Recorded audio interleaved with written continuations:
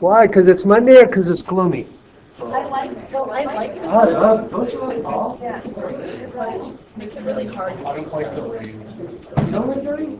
I don't like You don't ever live in Seattle or what? because I was out in the heavy rain for like 2.5 hours. Why? Oh, I feel so bad. Oh, you play in the, don't your instruments rust and stuff? Yeah. Canceled the show right after. I'm not filming any marching. You came out and seen I that. came out. Oh. I didn't have any rain. Just warm up for like 2 hours beforehand. And so for like 2 hours, rained out for like 4 hours. Good. That was so It's foolishness. I thought the other people All right, here we go. This lesson is, I guess what I wanted to is, this is a little out of sequence in terms of the Saxon book goes. The real part of the lesson in the book is critical numbers, but the definition of critical numbers are places where the derivative exists, where the derivative doesn't exist or zero, and you haven't covered where the derivative doesn't exist yet, so that's kind of weird. The differentiability part then is part I'm adding. It's really later in the book, but it should be earlier. Every other calc text would have it earlier, so I gotta put it in early. I hope you then take good notes. It's going to have 3 levels to it. That kind of conceptual idea. And then 2 types of problems. One where you have to prove the derivative doesn't exist, and one where you're just kind of doing some calculations and students go for it. Okay, so before I get into that, let me remind myself, because I saw Daniel's calendar out there, you have a test on Friday. That'll be through last week's material, set 35, and gosh, that gives you 4 days to come in and figure out where you're weak and what you need to get practice on so that you can kill it on Friday. Check. Checkmate. Well done. All right. I like it. All right. So, differentiability. Why doesn't the derivative exist? There are some things that break math. Square rooting a negative. Logging a negative. Or 0 in the denominator. There's also some things that break the derivative. That cause the derivative to break. That's what differentiability is about. What causes the derivative to break? Are you ready? Doesn't that sound fascinating? Are you ready to learn it? Yes. That's the spirit. Thanks for that fake enthusiasm. That's great. Yeah. Yeah. You can do better. Don't join the musical or the play, please. Your acting skills are lacking. All right. So, to show this is true or not true, then the definition of the derivative is what we work from. So check this out. You might see a very familiar limit problem along the way to show you why did they keep making us do the same limit problem. You'll see. So say we wanted the definition of the derivative to find the derivative of that function at 2. Now, we need the definition of the derivative because you don't know a derivative rule for absolute value. That's the first thing. So that means we have to resort to the definition of the derivative. Let's go visual first. What does the graph of that look like? It's a V, yeah. Now, not all absolute value is a V. You know that. It's just by virtue of you trying to graph a line and flipping up the part that's below the x-axis that this one becomes a V. But the general idea is that the absolute value causes a flipping of parts below the axis. Yes? Okay then. Now, that's the absolute value idea. Let's go to the true part of the derivative. Okay? The derivative says if you connect a point and some other point and find the slope between those two, that gives you the average rate of change between the 2 points. Yeah? And then we approach instantaneous rate of change by taking this point towards that point and saying, all right, now what are the slopes? All right, now what are the slopes? Now what are the slopes? And by looking at what the slopes approach as you get the points close together, that's the derivative, right? Right. All right. That's also the definition of the derivative. Let's say then that f prime at 2 is equal to the limit as x goes to 2 of f of x minus f at 2 over x minus 2. That is the basic alternate definition. Sound cool? Okay, now we're going to go a little more specific and talk about what is f of x. In this case, f of x is defined as the absolute value of x minus 2. What is f of 2? 0 over x minus 2. So when I do the definition of the derivative on this bad boy, it amounts to this. Absolute value of x minus 2 over x minus 2. Now that's the limit that looks familiar. We've done that quite a bit. I was on the last test, and some people, for varying degrees of success. But are you with me so far? All right. Now, I want you to understand why this all breaks down on two levels, analytically and graphically. Okay? This breaks down problem analytically, and by that I mean with the limit, is that if you approach from above 2, say like 3. If x is 3, then how does this limit come out? 3 minus 2 absolute value over 3 minus 2. Comes out positive 1. Now visually, this is directly the same as these slopes equal positive 1, right? Seems to make sense. Now the problem is not that that limit is 1. The problem is that when you approach, when you do a limit, you should be able to approach from both sides. And so if you say, what's the limit if you take x's below 2? Let's look analytically and graphically. Below 2, say 1. What's the absolute value of 1 minus 2? Negative 1 in the absolute value, but then 1 over 1 minus 2 is negative 1. So in this case, they're the same number, but the signs are different. Positive over negative, these will always come out to be negative 1.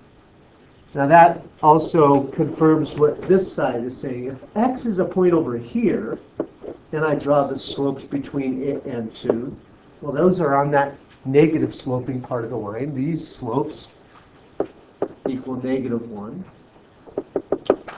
Makes sense. Well, the problem then is the analytical. The visual doesn't say, it doesn't really say, hey, there's a big problem here. But these two do. The one-sided limits aren't equal, which implies then that the limit does not exist, right? Well, the derivative is the limit. And so if the limit doesn't exist, then the derivative doesn't exist. F prime at 2 does not exist. Now we can analyze this problem in this way here. We could, bit of vocabulary. Besides saying f prime at 2 does not exist, we could say f is not differentiable at x equal 2, which is to say we cannot take the derivative. We're not able to take the derivative or able to differentiate there. Okay. Now, the sharp or the quick of why this is a problem is that the slopes didn't equal the same thing on both sides. The slopes are totally different on each side of that point, right? And it's not that they're totally different on each side, because a parabola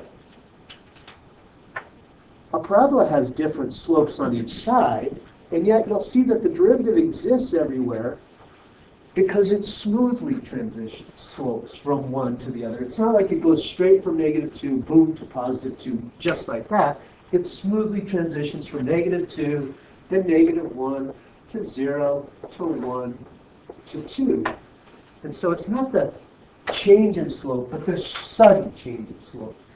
That then is one reason the derivative wouldn't exist. If there's a sharp turn if there is a sudden change in slope, then the derivative will break down. You will break the derivative at that point. Now, corner implies linear behavior around that sharp turn.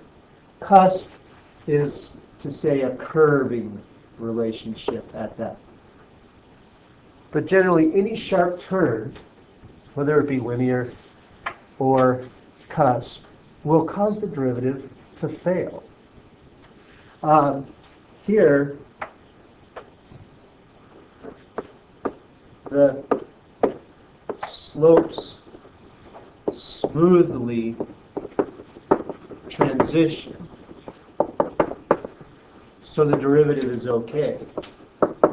If I were to look at any one point and look at the left-hand, right-hand slope points, they would be smoothly going from one into the other, and the left-hand, right-hand slopes would match. Here, though, the sharp or sudden change, no, I already have that sudden change in slope, makes the derivative not exist. Now, would you also write yourself a little note? If a function is locally linear, that doesn't look good. Hi, who is that? This is Kyle. Hi, Kyle. Hello. Hey, it's Kyle. It is Kyle. How you doing? I'm doing great. Good. We're doing differentiability. You want to stick around? No, you already know that. Oh, what? Never. Have a nice day. Goodbye. Okay. If a function is locally linear, then it will be differentiable. You'll see this phrase thrown around a lot. This one is smooth in such a way that if you were to zoom in on anywhere, although obviously from the big picture it's definitely not linear, in a little picture, in a little local picture, it would look, if you were to zoom in on your calculator, it would almost look linear. The tangent line would be smooth. Here, no matter how much you zoom in, that part will never smooth out. If I zoomed into 1,000 or by 1,000, it's always going to be pointy. Okay? So if a function can be, if you zoom in enough and it looks linear, then that means a smoothly transitioning slope, then the derivative will exist. All right. Second, and pretty obvious reason you can't have a derivative is if the point doesn't actually exist. You can't have a derivative at a point that doesn't exist, or a curve that's not continuous at a point. So throw out some discontinuity types. Give me a discontinuity type. The jump, okay? If I have something like this, I can't have the slope at A, because if I take that point and these guys, well, these slopes are approaching infinite. But if I take this and this guy, well, these slopes are approaching something else entirely. So any discontinuity is going to present a problem, whether it be that or a hole or anything else. You cannot have a derivative at a discontinuity. That obviously implies asymptotes. I can't have a derivative at A if there's a vertical asymptote at A, right? Would you also write yourself an important note in terms of big idea of calculus? Differentiability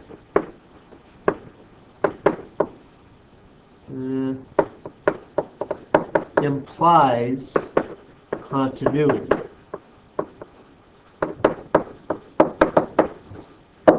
If I tell you f is some function that's differentiable at 3, well, it can't be differentiable at 3 if it's not continuous at 3. So that implies that it's continuous at 3, right?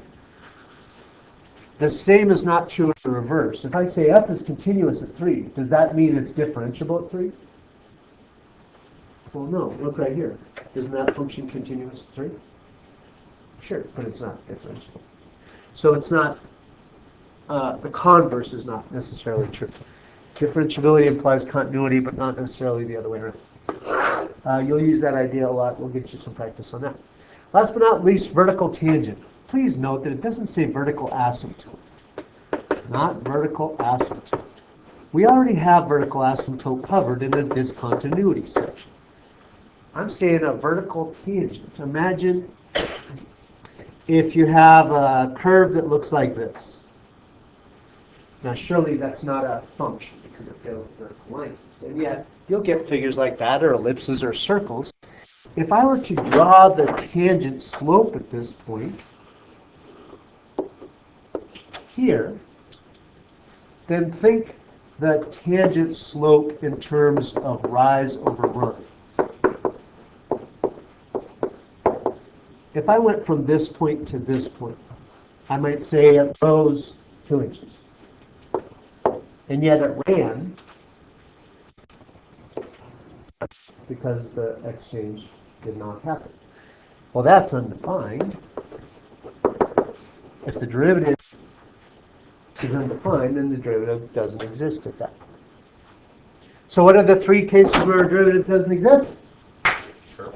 Sharp turn, discontinuity, and vertical tangent, not vertical asymptote. Okay. Types of problems, 2 types of problems. One requiring a ton of work that students hate, not to make you hate it ahead of time, maybe you won't, maybe you like it. And then one that doesn't require a lot of work and that students like better. All right. So check this out. It's got a function that's piecewise, and I want you to tell me, first of all, is it continuous? And second, is it differentiable at x equal 2, showing appropriate justification? Would you write this yourself a note? If the problem says show or prove, then use the limits. First of all, I'm going to say limits because your work should just be lousy with limits all over the place. Use limits to show definition of continuity and definition of derivative.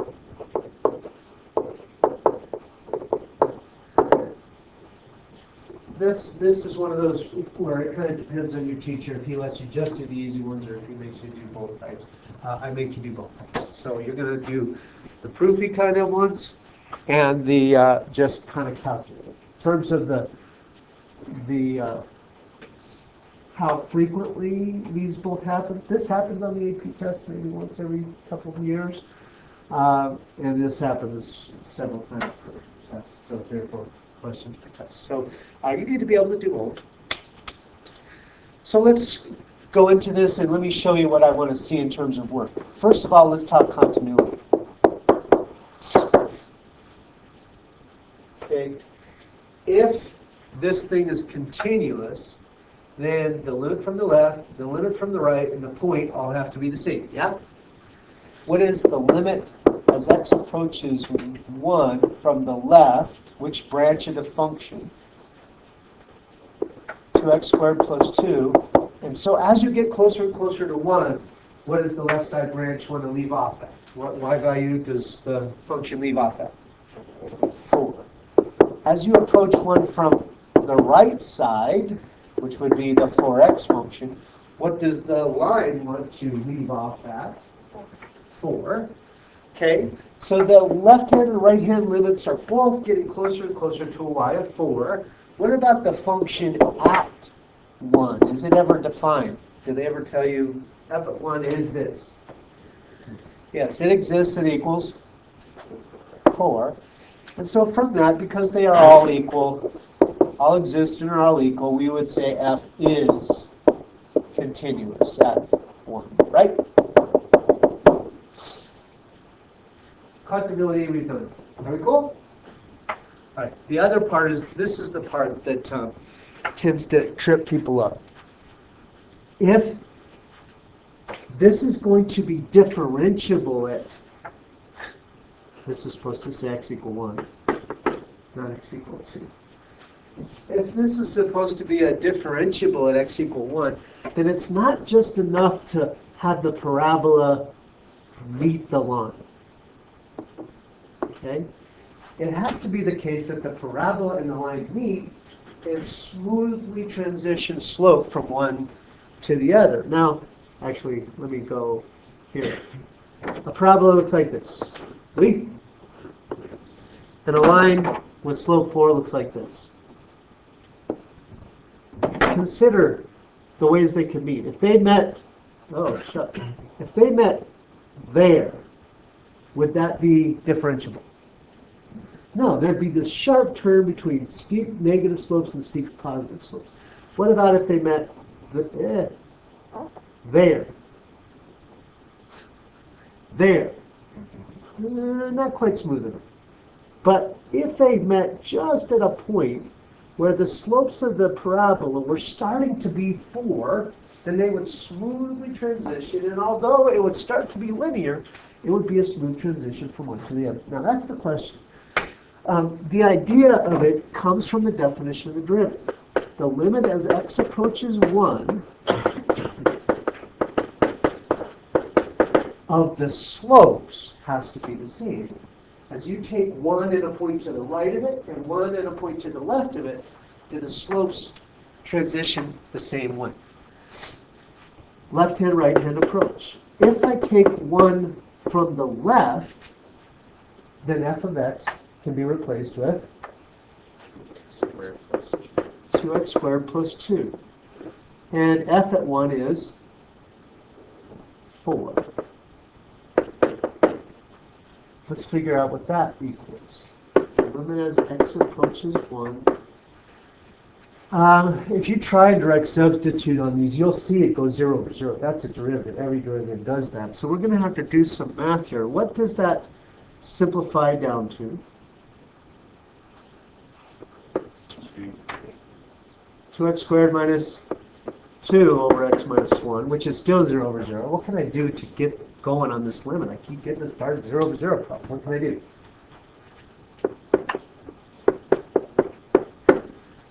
I want to eliminate that 0 over 0 problem. What algebra can I do? Factor out a 2 and then factor out x squared minus 1. That allows me to dump the 0 over 0 problem, and it tells me that the limit is 4. Yeah?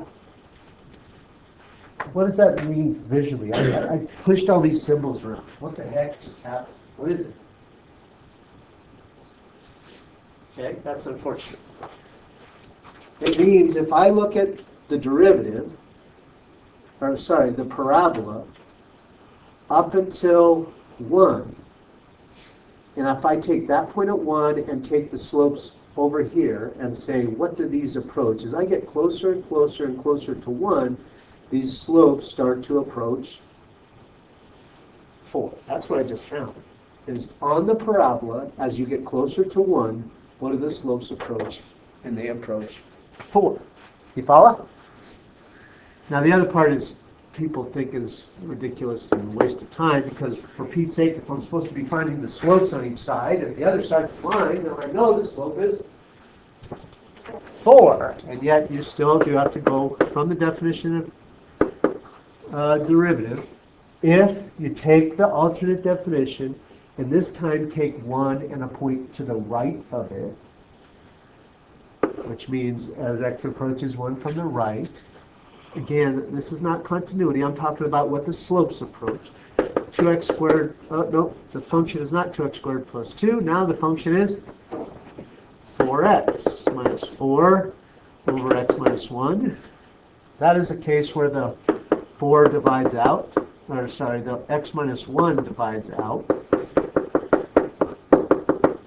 And that limit is obviously 4.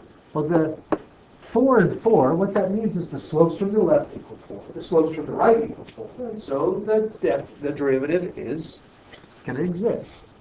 We would say that f is differentiable at x equal 1. Because those slopes smoothly transition from 4 into 4. Now that one's the hardest case. The easiest case looks more like this. This was pulled from a test prep book, a calc test prep book. So you got this function, And it's some kind of parabola. I don't even know if it opens up or down. It's some square root function. And imagine all the scenarios where those could maybe meet and smoothly transition slopes into one another. Thankfully, the visual's not what we're going to rely on. We're going to do this analytically. If it doesn't say show, then less formal work can be used. Now this kind of goes to you, but this is how I might consider, at least this is how I was taught. For continuity's sake, I know that the function as x approaches 1 from the left has to equal the function as x approaches 1 from the right. What is the function as x approaches 1 from the left? As if I go from the left, it's this guy. What does this guy want to approach as x goes to 1? If x goes to 1, this goes to n minus 2. If I go above 1, that's this function. As x goes to 1, that becomes k times the square root of 1, which is just k. Now that's great. That's a km relationship. Those two, that has to be satisfied for the branches to meet, but I can't solve that algebraically because of the two unknowns. So now I work on differentiability. Besides the functions being equal to 1, I also want the derivatives to be equal at 1, so the slopes are the same there. So now I'm going to say the derivatives to be equal at 1. What's the derivative of the top branch? 2m x, I suppose, at x equal 1. I don't know if you want to put in the 1 at the same time, I suppose? All right. I'm going to say it this way, but you can just start putting it. 2mx at x equal 1 needs to equal the other derivative. What's the other derivative?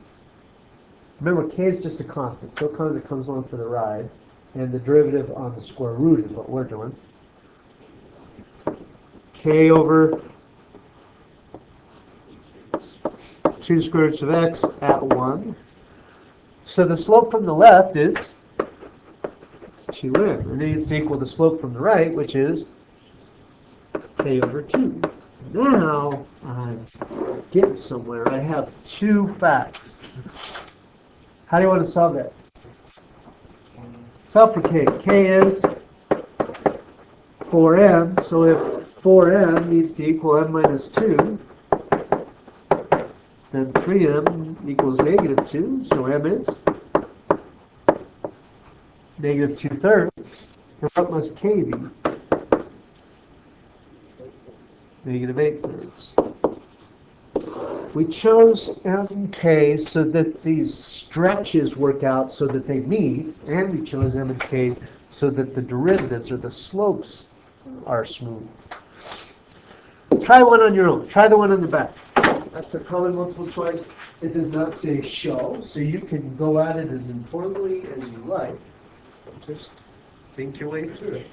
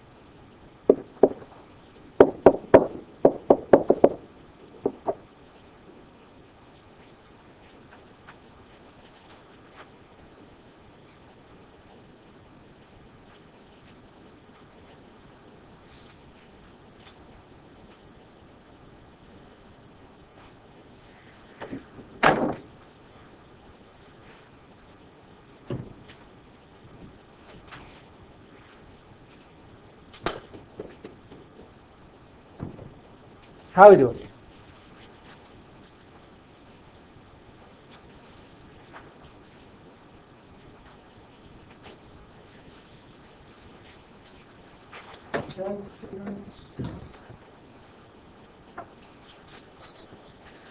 Okay, what do you say, A, B, C, D, or E?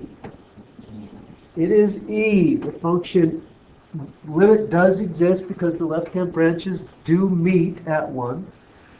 Continuity is almost all the same work. The limit exists, so I'm good there. You also have to worry about the point being defined. It is. It is the same. And so A, 1 and 2 are good to go. Differentiable means I have to take the derivative of all both pieces and see are the derivatives at 1 the same. And the derivatives are the same at 1, so it is indeed E. Yes, you're correct. Okay, so what are the 3 reasons a derivative doesn't exist? Don't flip over your paper. Just continuity, sharp corner, a vertical tangent. Good job. Okay. Let's talk critical points now, which is the actual part of the lesson that the book addresses. Critical numbers, as the name kind of indicates, are pretty important. They are possible extrema places. Now, first, in the definition of critical number, would you underline a certain part that people forget frequently? A critical number is a value of x in the domain of an equation where the derivative is 0 or does not exist. All right.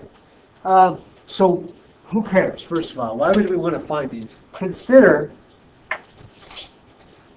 why the derivative equals 0 is important.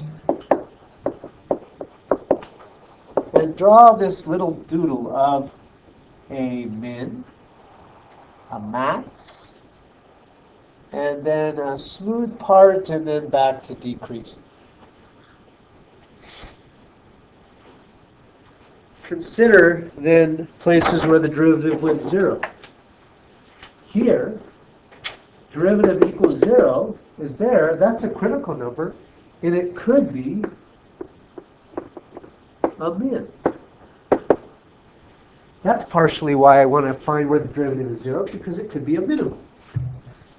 I also have, in this case, a horizontal tangent. The derivative equals 0 could be a maximum. But just so we're clear, critical numbers don't always give mins or maxes. If you look at that piece, derivative equals 0 doesn't have to be. So the idea is it's a good place to look. It's a good place to start, but it's not a guarantee of a minimum. It's a candidate. It's a darn good candidate for a min or a max, but it's not a guaranteed min or max. Cool? Why the derivative doesn't exist? Derivative does not exist. Consider a sharp turn. That could be a min or a max. Extrema, I'll just say extrema. It doesn't have to be a min or a max. But doesn't have to be if a point is undefined or if you have a vertical tangent. Doesn't have to be.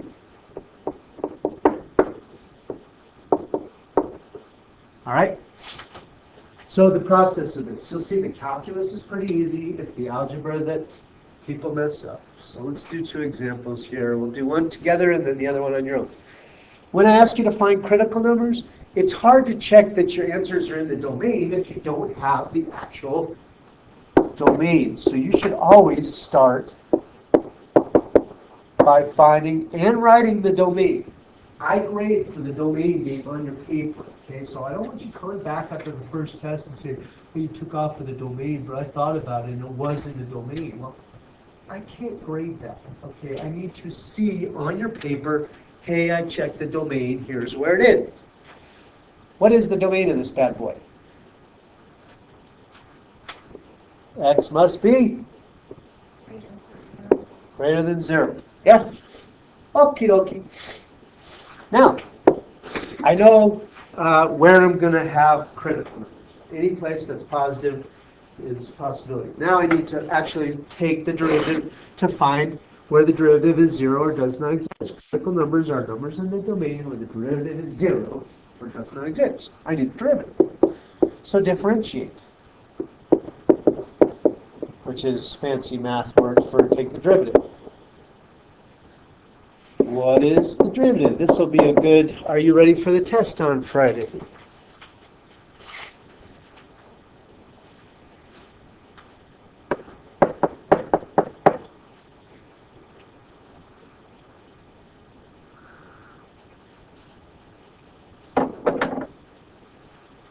I'll let you take that derivative. Ready? Okay, so if you wrote down what I have, then would you write next to it, write no? And you need to learn the product rule. Unless you are saying nothing, well, you the math teacher, you wrote it, so I wrote it. In which case you should write no. Think for yourself. All right?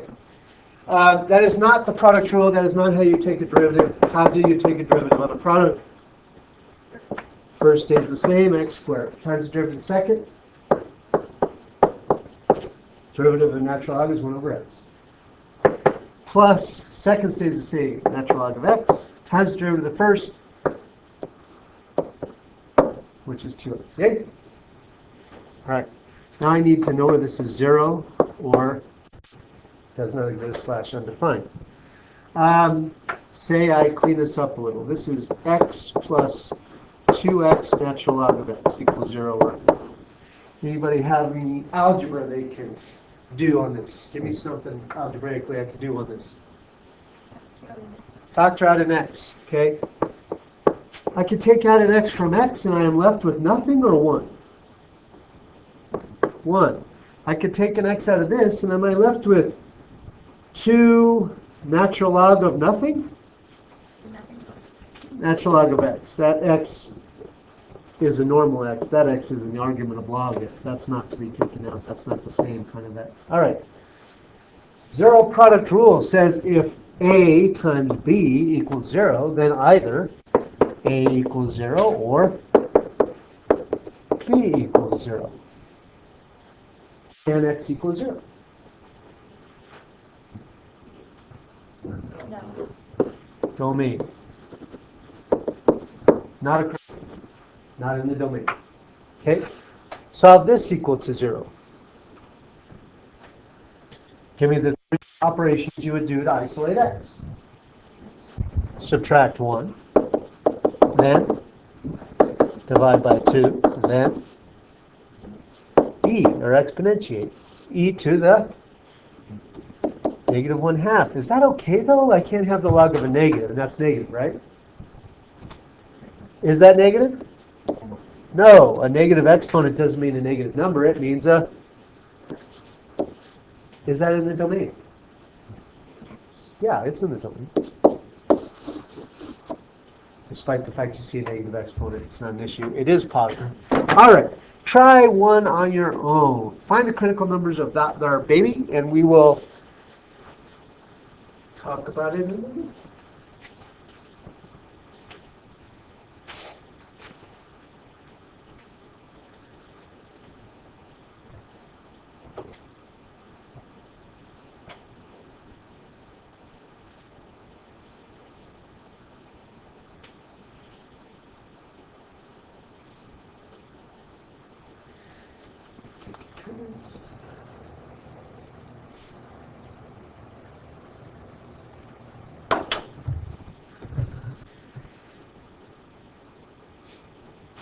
How many solutions did you get? How many critical numbers? 3? Okay, what's the domain? Can't have a negative and a root, so that means x has to be less than 3, but it must be greater than negative 3. And as far as equal to, it can't equal because square root of 0 is okay. So it would include those. The derivative, y prime or dy dx. This is a function within a function, so it requires the chain rule. What's the derivative of the outside with the inside the same? 1/2, 9 minus x squared to the negative 1/2. We took the derivative of blank to the 1/2. And the inside stayed the same. But then times the derivative of the inside, which is negative 2x. We need to know whether this is 0 or undefined.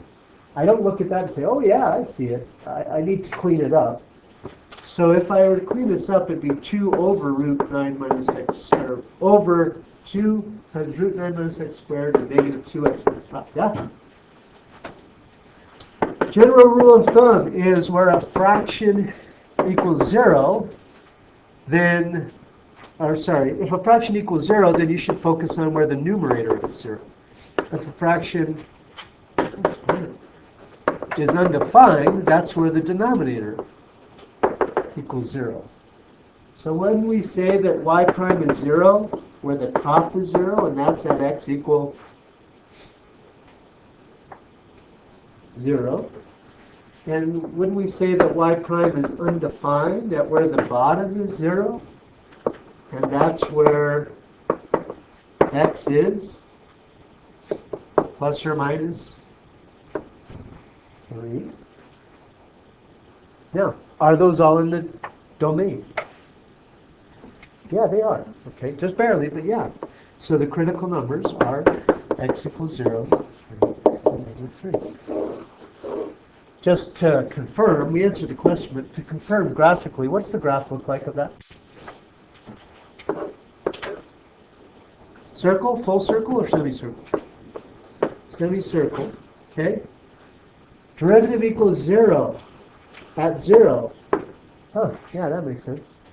Derivative is undefined, which is to say vertical slope at 3 and negative 3. Yeah, that makes sense. And if we were asking mins and maxes, we would see those critical numbers are also mins and maxes. Okay, that's it. Boom. Questions on set 34? Do you still have 34? Yeah. We go over the replacements, but not the other ones, or what's up? We get through the replacements? 22. So we're in the middle of 22. Okay. We probably will get 34 knocked out, but not 35, so 34 will be due today. I don't remember where in 22 we left off, but they told you that in a cone, which is normally 1/3 pi r squared h, that the radius equals the height. So in this case, then I could boil it down to pi over 3 r cubed, because the height can be replaced by the radius. Sweet. All right, so that's part A. Part B then is where the calculus comes in. Radius is measured for the cone and it's 4 inches. The possible error, how much it could be off by as much as 1/2 of an inch. That's a lot of error. Estimate the error in volume calculation differentials. True error in volume can be estimated by differential of volume. Remember, the big idea is that the derivative, v prime, is equal to dv dr. And in a differentials problem, you're splitting those differentials. So dv is the derivative of v times an amount of change in r gives you an amount of change in v. So I should see that v prime at some good initial point times dr. What is v prime? Given that now the volume is only in terms of r, what's the derivative? Yeah, 3r squared, pi r squared. At what r? What's the initial r from which I'm measuring? 4. dr is how much, d is differential, or the difference in the radius. How much could the difference in the radius be? That's the error. Off by as much as 1/2. The difference in the r could be off as much as 1/2. In that case, then, the rate of change is 16 pi times plus or minus 1/2. The volume could be off as much as 8 pi cubic inches. Wait. plus or minus. Okay. The one next to that, which was numbered, something else. Where did this go? Chain, did I? Yeah, chain roll, right? It's not numbered, but the one next to it, I suppose you could call it 23. What is g prime for the first derivative of the outside is cosine of the inside the same times derivative of the inside is -5. Sorry about the handwriting. F prime. You might have rewritten this first. 2 over natural log of x is the same as 2 times x, natural log of x to the -1. The fraction one's the hardest because it's not obvious what to rewrite it by. Rewrite it with an exponent. Then you know the outside is the -1, the inside is natural log. So now the derivative is, the derivative on -1 is negative comes down, drop it to the -2, then times the derivative of the inside, which is, oops, 1 over x, not 1 over 2. Okay? Good morning, Dublin Jaguars. Please rise for the Pledge of Allegiance. Ready, begin. I pledge allegiance to the flag of the United States of America and to the republic for which it stands, one nation, under God, indivisible, with liberty and justice for all. All students, 7th graders are to sign up to report their 7th-hour class. Counseling will overhead 8 7th graders in 2 groups to report to the cafeteria to meet with their counselor for annual needs assessment.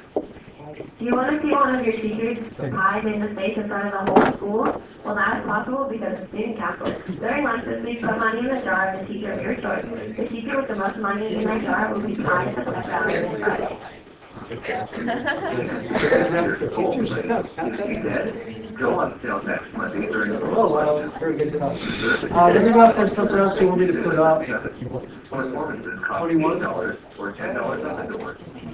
Today, colleges in the counseling center include Northern Arizona University, Becker College, and during 7th hour, Rose Coleman Institute of Technology. Tomorrow, before lunch, Drake University, Lehigh University, Stokesdale College, and University of Miami will be here.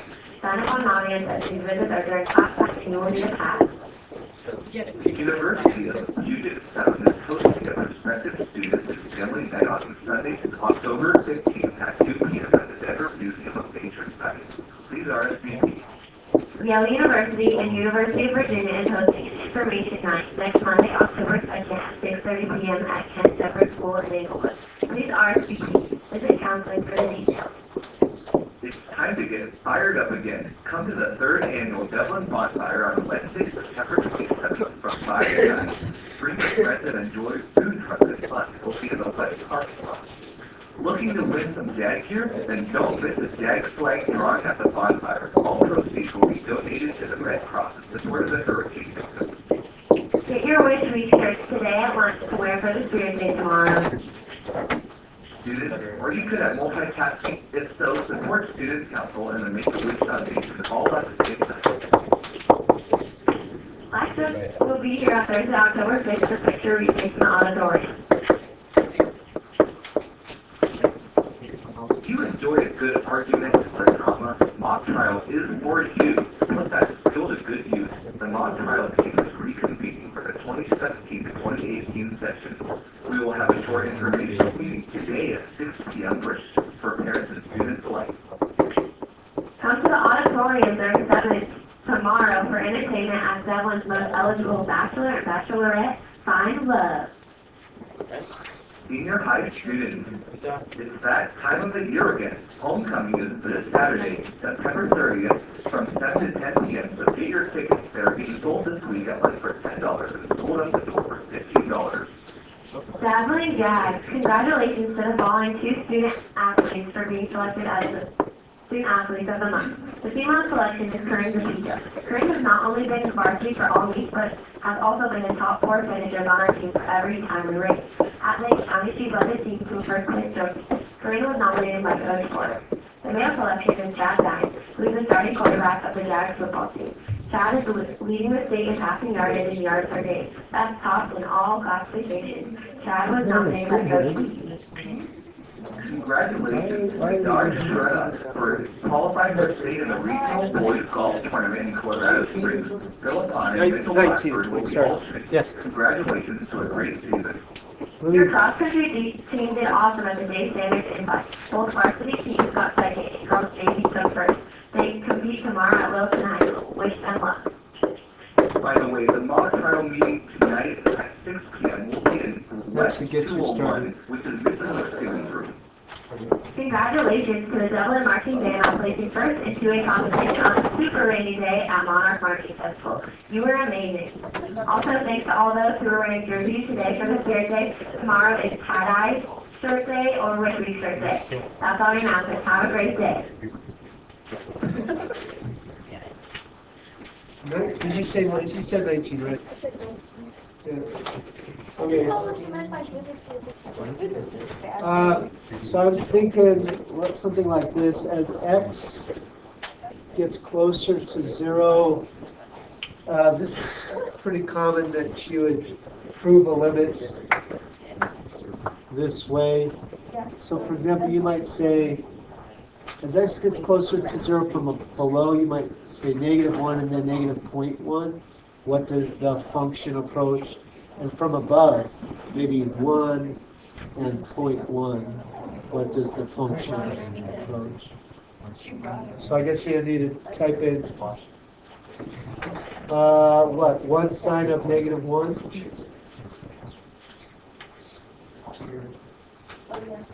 And something like 0.01 sine of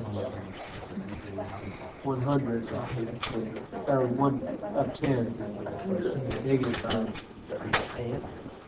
That's the idea of proving a limit, is with the table, is showing, hey, as you get closer and closer, this is what the values start with.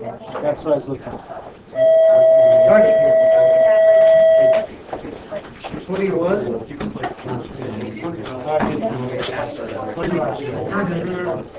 What? Yes. Make sure I get this by the end of the day. The first sign there.